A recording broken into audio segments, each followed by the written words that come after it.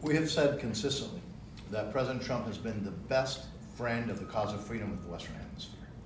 And once again, he has demonstrated why we have consistently said that. His stance towards Communist Cuba has been firm, has been positive, has been protecting the national security interests of the United States and the cause of freedom of Cuba.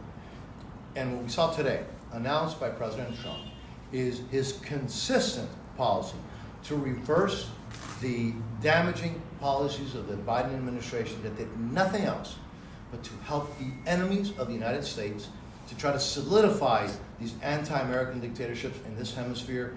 And that's why we are so extremely grateful to President Trump for his steadfast leadership, for being clear, for understanding that those dictatorships are a threat to their people, but also to the national security interests of the United States. And once again, President Trump promised that he was going to do that, and once again, he is delivering on that promise. So we are exceedingly grateful to the President for this last announcement. It's not the first, it's the most recent announcement of supporting the national security interests of the United States and solidarity with the cause of freedom for the people of Cuba and Venezuela, which was this last announcement. So we are very, very grateful to the President because he gets it. He gets the fact that if he takes away $400 million a month that Chevron is giving to the Maduro regime, he's going to cut their repressive apparatus. So we're very grateful because single-handedly he was able to liberate or to begin the liberation of two nations, Venezuela and Cuba. Because without money, the repressive apparatus cannot work. And that goes for Venezuela and that goes for Cuba. So thank you, Mr. President, because you get it, you understood, and you delivered on your promises.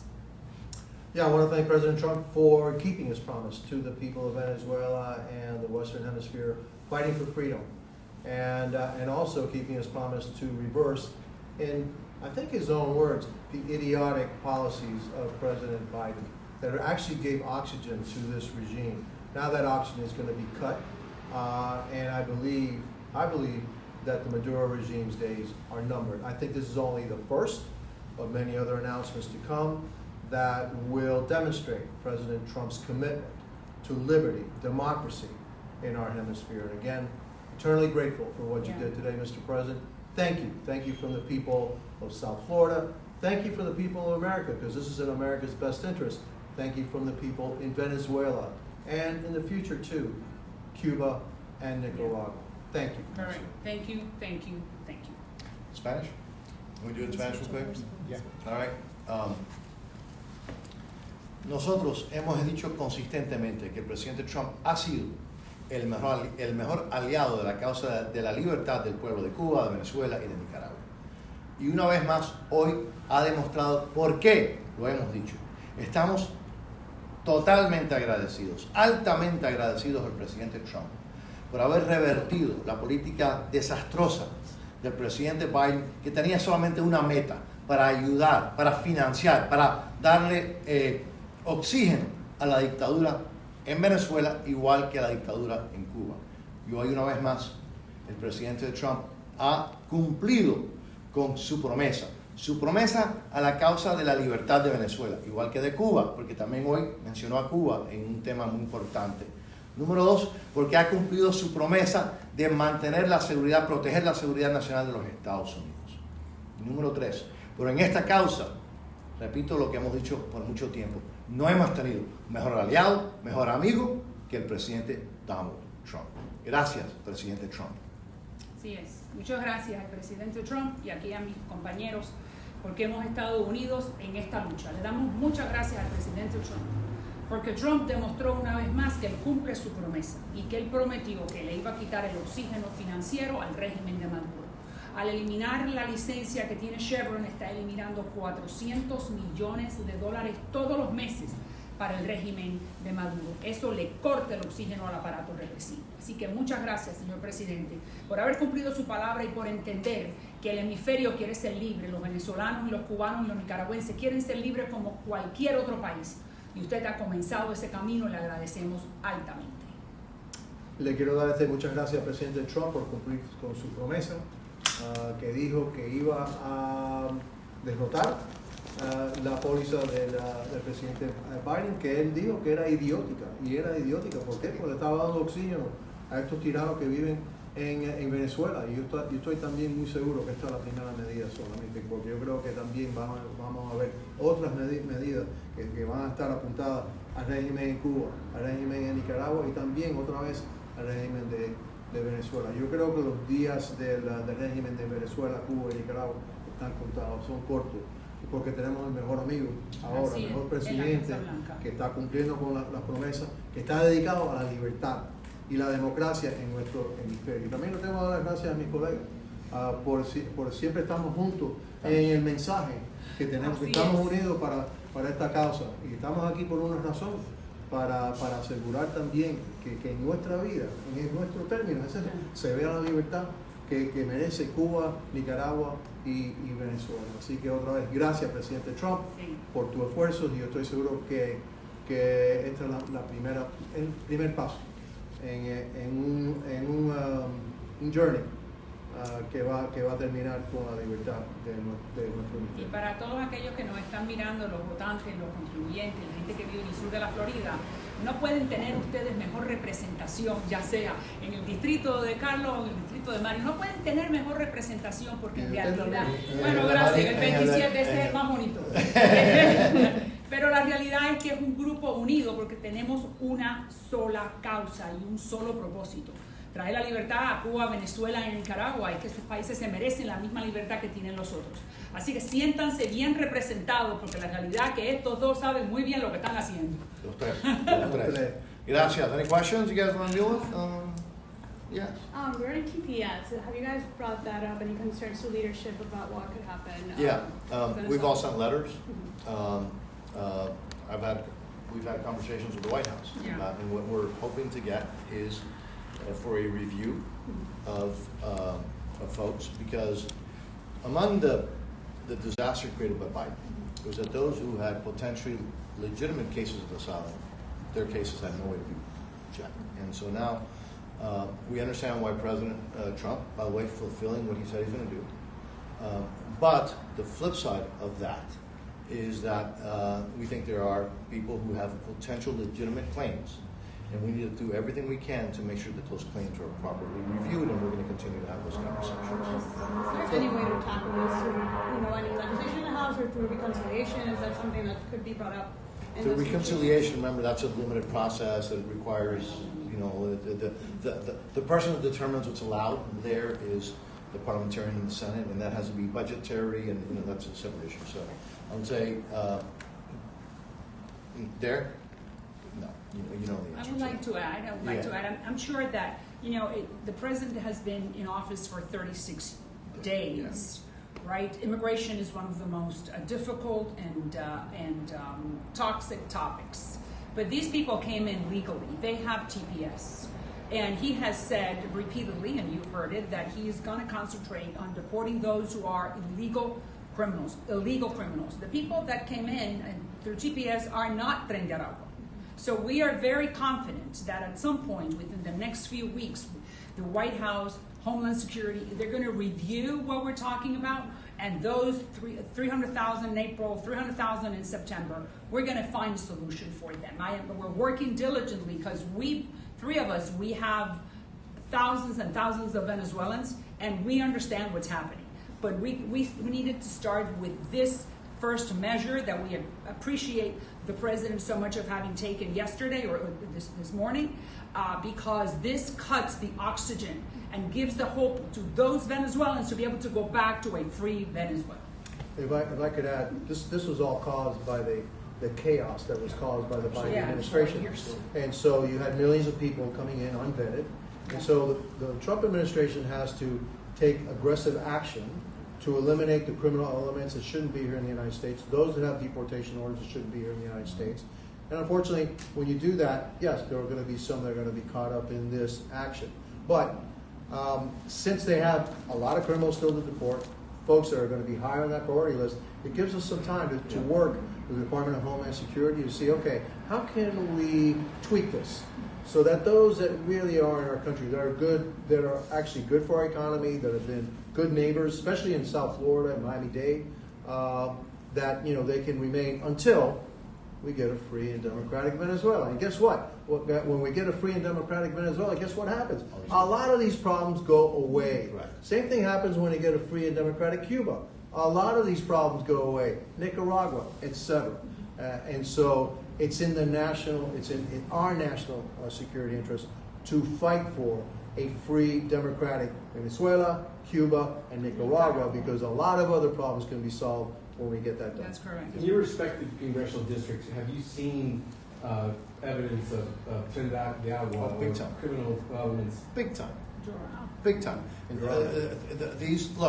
The impact, and the American people spoke very clearly during the elections, and part of the reason was that as you kept hearing, right, that all of a sudden every state became a border state, and the impact of the chaos, of the disaster created by President Biden, by the way, on purpose as a policy, because nobody can be that stupid, was felt by every American, every community, including the one that we are honored to represent. And so whether it's Trinidad, whether it's other groups, we felt that everywhere, and which is why the American people expressed themselves very clearly about they wanted this to stop.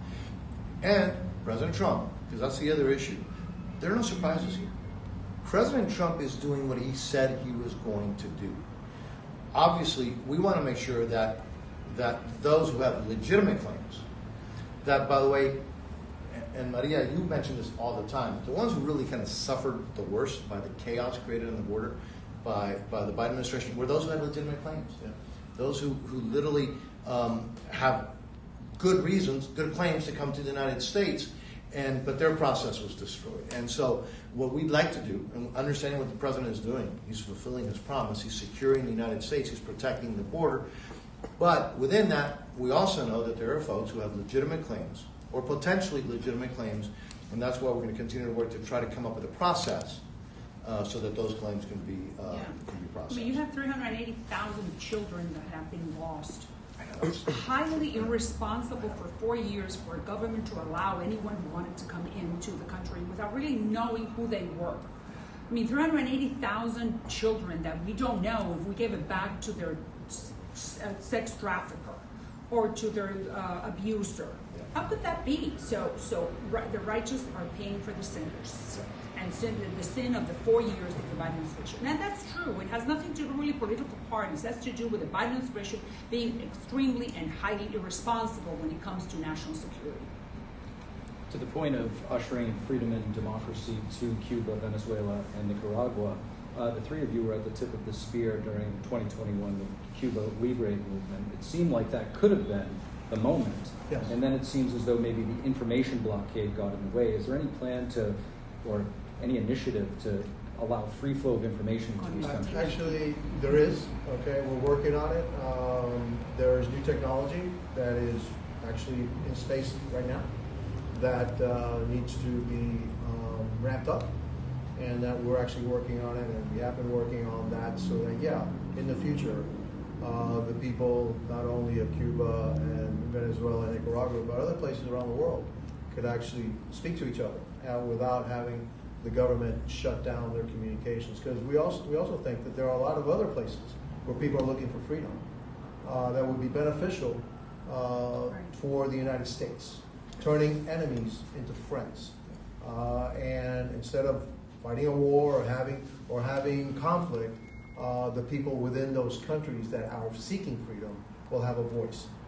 And that's what we all want to do. We want to make sure that democracy and freedom reigns not only in our hemisphere but around the world. We're focused on our hemisphere. That's a matter of national security right now. And when you do that, a lot of problems go away. When you turn enemies into friends, a lot of problems go away.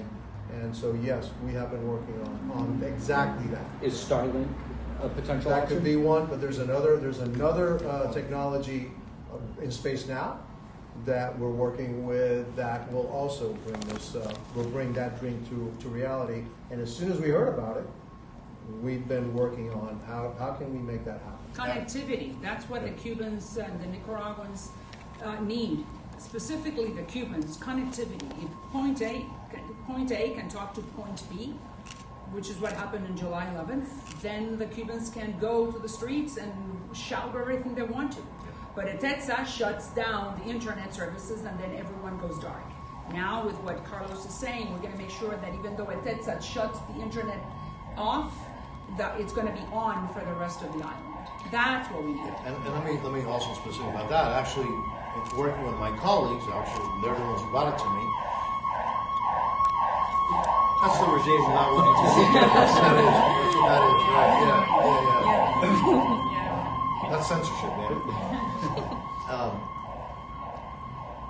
Look, I'm very grateful that my colleagues brought to me some specifics that we could do, that the federal government could do to help these folks that are repressed communicate with each other. We actually have some funding for that.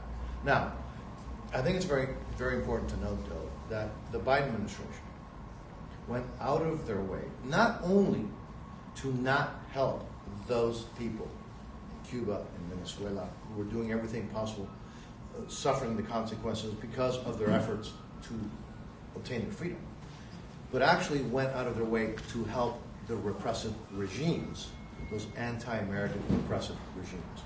Let me just give you some specific examples. The Biden administration wanted to allow the Cuban dictatorship access to the U.S. banking system.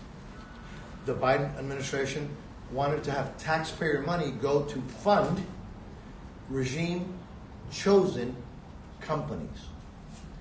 The Biden regime unilaterally went out of their way to, for example, take off from the sanction list an entity that is, in essence, the Cuban military that runs the tourism industry. And by the way, everybody knows it's the Cuban military.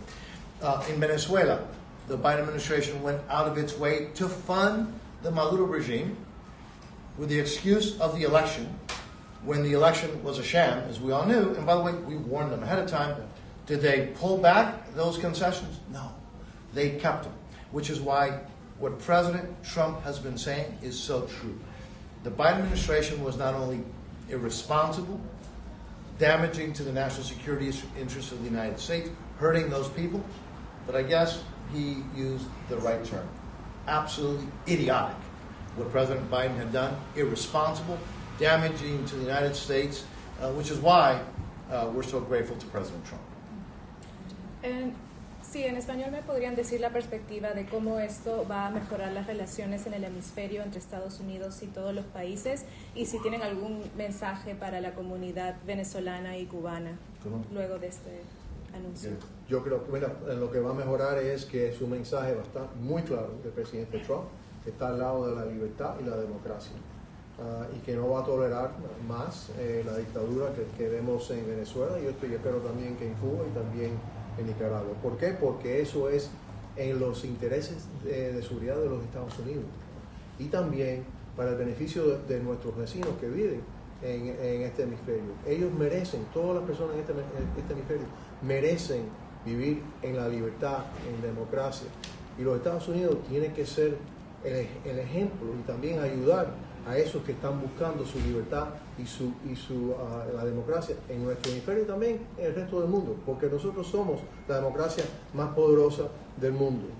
Nosotros somos la democracia que todo el mundo mira como el standard, y por eso es que este mensaje es tan poderoso, porque yo creo que es el primer paso. Yo creo el primer paso de muchos otros pasos que va a tomar el presidente Trump para asegurar esa democracia y libertad. Claro, el mensaje de Trump lo que ha hecho básicamente es ponerle un puño de libertad al régimen de Maduro, exigirle que tiene que cumplir lo que firmó en Barbados. Este país, la institución de la Casa Blanca firma hace 2 años, un comunicado o un arreglo, un agreement, ¿no? Un compromiso que se llamaba el compromiso de Barbados. Y el mismo Maduro lo firma y dice que si él pierde las elecciones se va y si las gana se queda. Ahí está María Corina Machado y toda la oposición que demostraron que ellos ganaron 70-30. Entonces, ¿dónde queda el agreement de Barbados? ¿Dónde está ese acuerdo? Ahí es donde entonces los Estados Unidos tienen que exigir que se cumpla. Y eso es lo que está haciendo el presidente Trump, básicamente como Estado norteamericano, demandándole a estos bandidos, y entonces si no te vas a ir, pero no vas entonces a usufructar y no vas a tener dinero norteamericano a través de Chevron. Y eso es básicamente lo que estamos haciendo. Es que el presidente Trump no está haciendo nada que no sea lo normal, sentido común. Tú no le puedes dar dinero a un régimen que lo único que quiere es estar en el negocio del poder, no darle beneficio a sus ciudadanos y quedarse perpetuamente. Y está muy claro, aquí no hay confusión. El propósito de las políticas del presidente Biden estaban diseñadas con un propósito, para ayudar, para darle legitimidad al régimen de Maduro, de Castro y de Ortega. Y lo que hemos visto hoy, como han dicho mis colegas, es que el presidente Trump no está del lado de los dictadores, está del lado de los pueblos. Y ha comenzado a tomar medidas muy serias contra el régimen de La Habana. Y ahora vemos una medida sumamente importante, negándole fondos al tirano Maduro, que por cierto, esos fondos él los utiliza no para el beneficio del pueblo, para lucrarse él, su familia y para mantener la represión al pueblo de Venezuela. Esos días se han acabado. Pero vamos a estar claros, aquí no hay confusión. El propósito del presidente Biden era ayudar a estas dictaduras, y ahora tenemos un presidente que nosotros hemos dicho repetidamente, fue en sus primeros 4 años el mejor aliado de la causa de la libertad de Cuba, de Venezuela, de Nicaragua, y una vez más está demostrando por qué nosotros lo hemos dicho, porque no hemos tenido mejor aliado en esta causa que el presidente Donald Trump, y hoy lo vemos en lo que ha hecho para enfrentarse y negarle los fondos a la tiranía en Venezuela. Si puedo agregar una cosa, también le tenemos que dar las gracias al secretario de Estado, Marco Rubio. Sí. Él está muy claro en lo que es la política aquí de este hemisferio. Él está enfocado en nuestro hemisferio. La primera visita fue en nuestro hemisferio. Así que yo también creo que sé que el secretario de Estado, Marco Rubio, tuvo mucho que ver con esa decisión. Gracias. Thank you all. Okay. Thank you all. Got it now, You right? got it? You got it? Got it now. You put it here.